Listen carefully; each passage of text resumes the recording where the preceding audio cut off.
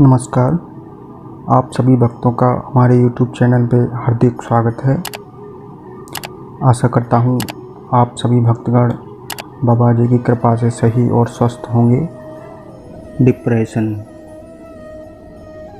या अवसाद से जुड़े मामलों में पिछले कुछ दशकों में बड़ी मात्रा में वृद्धि हुई है।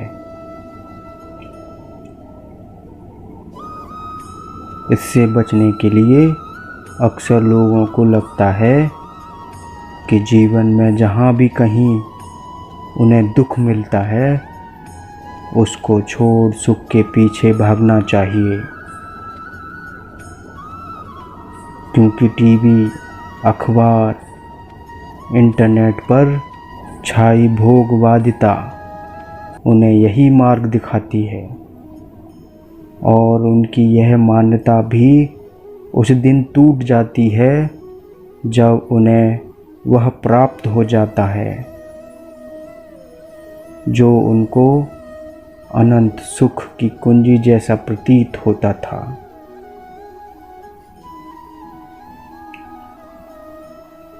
जब यह तथ्य जीवन में सामने खड़ा होता है तब व्यक्ति या तो अपने दुख से ऊपर उठ जाता है या और नीचे की ओर गिर जाता है।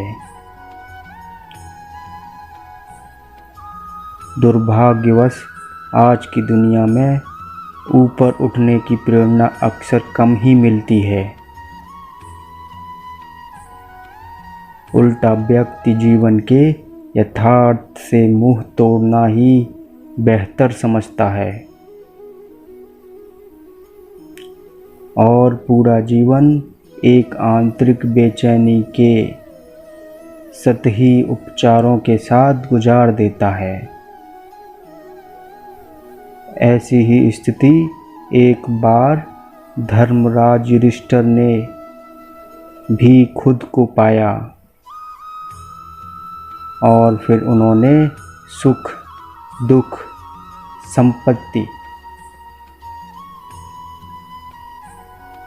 मृत्यु आदि विषयों पर भीष्म पितामह से जिज्ञासा की।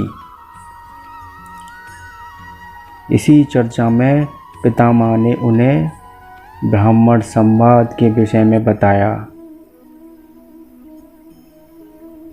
जिसे पिंगला गीता भी कहा जाता है। इस संवाद में सुख दुख का गहराई से विश्लेषण किया गया है। इसको पढ़ने के साथ अपने जीवन को देखने मात्र से अवसाद या बेचैनी का कारण व उनसे बाहर निकलने का मार्ग स्पष्ट होगा।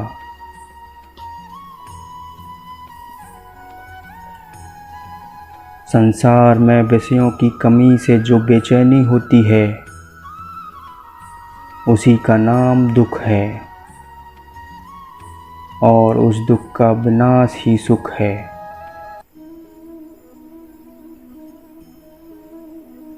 उस सुख के बाद पुनः कामना जनित दुख होता है।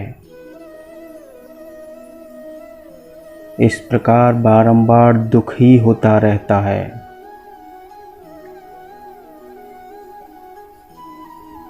सुख के बाद दुख और दुख के बाद सुख आता है। मनुष्यों के सुख और दुख चक्र की भांति घूमते रहते हैं। इस समय तुम सुख से दुख में आ पड़े हो। अब फिर तुम्हें सुख की प्राप्ति होगी। यहाँ किसी भी प्राणी को ना तो सदा सुख ही प्राप्त होता है और ना सदा दुख ही।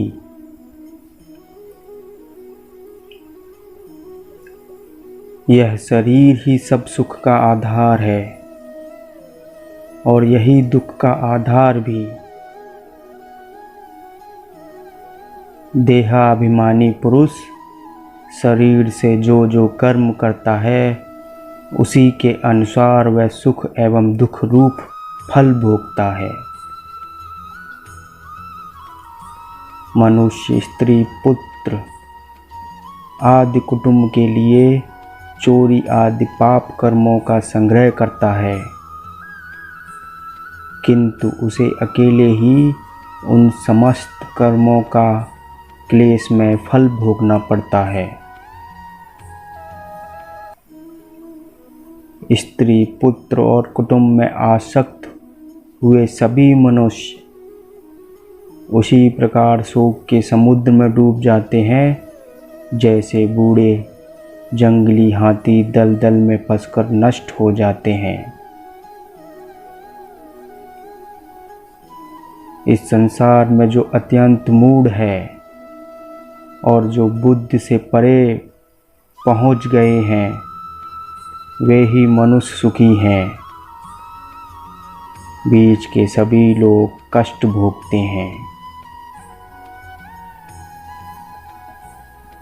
ज्ञानी पुरुष अंतिम स्थितियों में रमण करते हैं, मध्यवर्ती स्थिति में नहीं। अंतिम स्थिति की प्राप्ति सुख स्वरूप बताई जाती है। उन दोनों के मध्य की स्थिति दुख रूप कही गई है।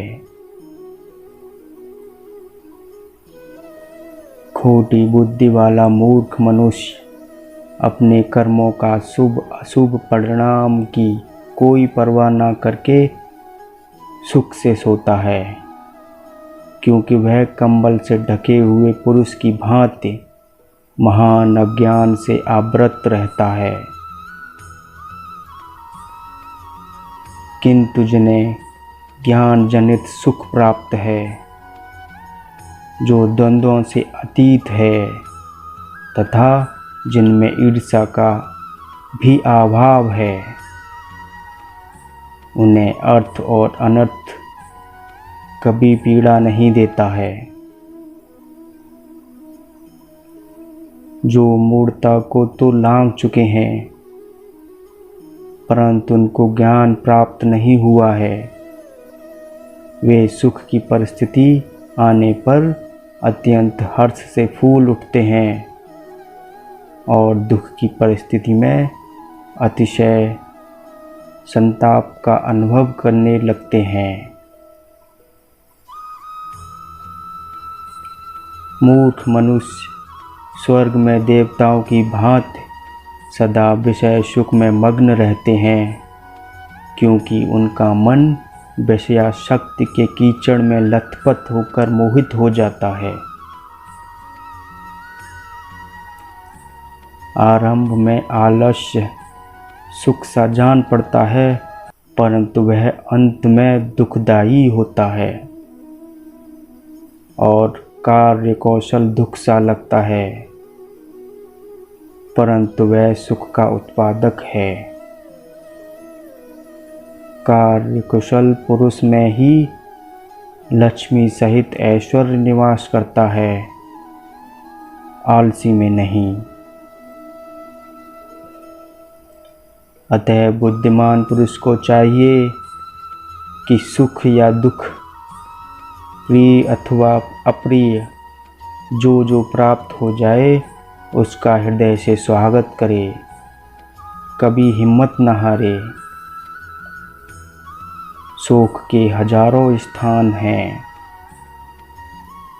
और भय के सैकड़ों स्थान हैं, किंतु वे प्रतिदिन मूर्खों पर ही प्रभाव डालते हैं, विद्वानों पर नहीं। जो बुद्धिमान उहापोह में कुशल एवं शिक्षित बुद्धि वाला, आध्यात्म शास्त्र के श्रवण की इच्छा रखने वाला, किसी के दोष ना देखने वाला, मन को बस में रखने वाला और जितेंद्रिय है, उस मनुष्य को शोक कभी छू भी नहीं सकता। विद्वान पुरुष को चाहिए कि वह इसी विचार का आश्रय लेकर मन को काम, क्रोध, आदि शत्रुओं से सुरक्षित रखते हुए उत्तम प्रताप करे। जो उत्पत्ति और विनाश के तत्वों को जानता है उसे शोक छू भी नहीं सकता। जय करौली सरकार।